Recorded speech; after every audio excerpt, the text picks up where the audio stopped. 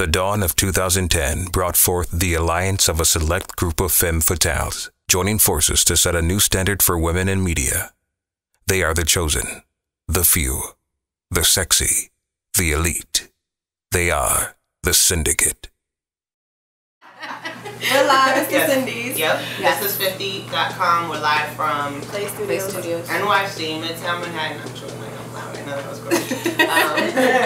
She hates that. And we have a very special guest in the building. Mona Scott. Hyphen Well, Young. thank you very much. Yeah, thank you very much. Hyphen Young. That's a very fancy name. Yeah. Whenever you have a hyphen, it's like... I tell people all the time, like, when I got married, I became Mona Scott Young. I don't even feel like Mona Scott anymore. When did you get married? I got married 5 years ago, but we've been together 14 years. Wow. Oh, wow. So, yeah. I always have to go, like, Young, Scott, Young. Does your husband ever get mad at you, like, you know, people... No, not at all. It's more my issue than his. He's just like, whatever. We're not wearing that ring. Well, you know what it is? I put it to get clean, then I forgot it, but that's why I got the tattoo, because I do that a lot. So then this reminds me that I'm married. Does it say something? Not just our initials, but you know the problem was, his name is Sean, my name is Mona, and I didn't realize that when I got this, it was S&M. Oh, that's but you know, whatever. She's a little freak.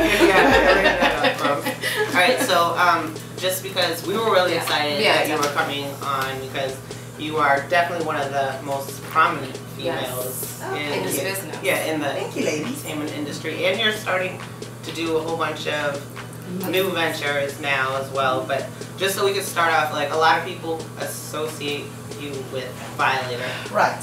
Is that where everything started? Or? I mean, for me in the entertainment industry, yeah. And I mean, it's an association I'm proud of, because that's a company that, you know, I was instrumental in building from scratch. It's definitely, you know, a very big part of my history and my journey in music, and, you know, a big part of who I am. So. What was that like? How old were you when you started? Girl. Well, actually, I'll tell you the thing. When I started in entertainment, period, I really wasn't like a music kid. I wasn't in the industry. So I kind of like stumbled into it, I would say, for lack of a better phrase. I got involved, you know, very early on, back in like, I guess it must have been like 90, somewhere around that time. You know, I was doing artist development, and I met these producers who came to me and said, listen, we like the way you're moving with this artist that we produced, and we want you to come on board and manage us. And I was like, okay, y'all are crazy. You know, I was like, I don't even listen to the radio. I know nothing about the music industry, you know.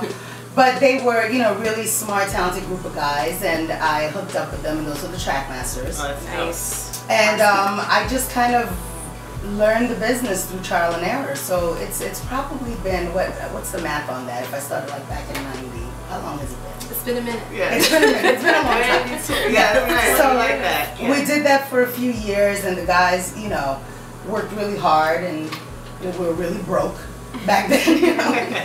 And I found a little room in a residential building in the basement, hung a shingle, and started making phone calls. See, that's inspiring. Yeah. Is it a good start? Because at the time, my family was like, what the hell are you doing? Go get a job. You know? Yeah, I get that. Are you still managing artists? Do I still manage artists now? Absolutely, absolutely. I mean, you know, it's funny because when you go through life, you either have you know, predetermined agenda that you want to accomplish, like I'm going to school, I want to be a lawyer, I want to be a doctor, or you rely and tap into your skill set.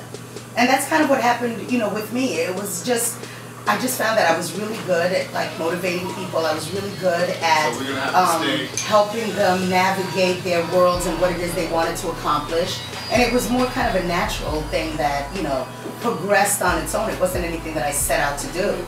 So it's definitely always going to be a very big part of what I do. Is somebody calling me? Yeah. Let's answer that. I think we're leaving this Trey songs. Who did? Oh shit, let's answer that. I know. What's up?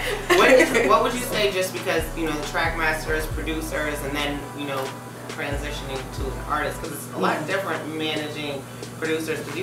Did you go and place tracks? And oh, absolutely. Like, I spent nights in the studio. You know, because first of all, I'm a very, like, my personality is such that I have to know something inside out if I'm going to get involved with it. So I was in the studio, I spent nights in the studio. Part of that was because I wanted to learn the business from the bottom up.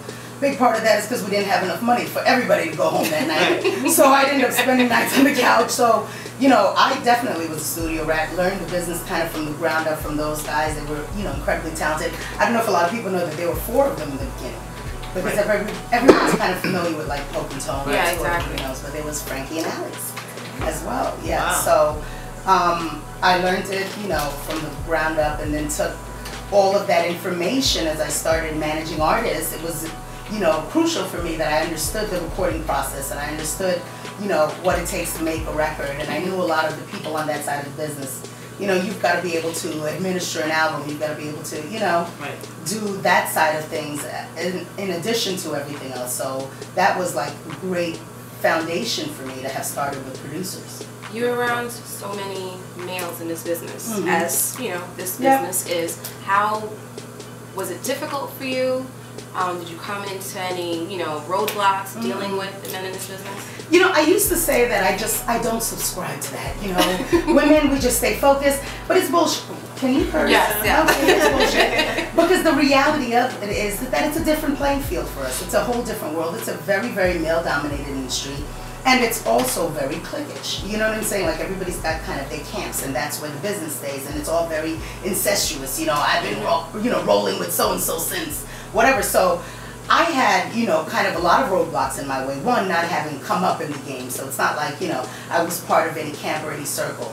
2, not having come from music even, so it's not like, you know, I'm an artist transitioning, or, you know, I sing, I play.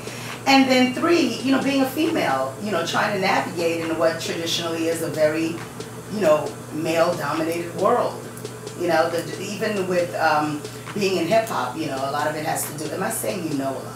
I know. Going to, you know, being in the clubs a lot and stuff. That was stuff that, it wasn't really my thing so much, but it's a very big part of the culture. And you have to kind of engage in that process and be part of that world.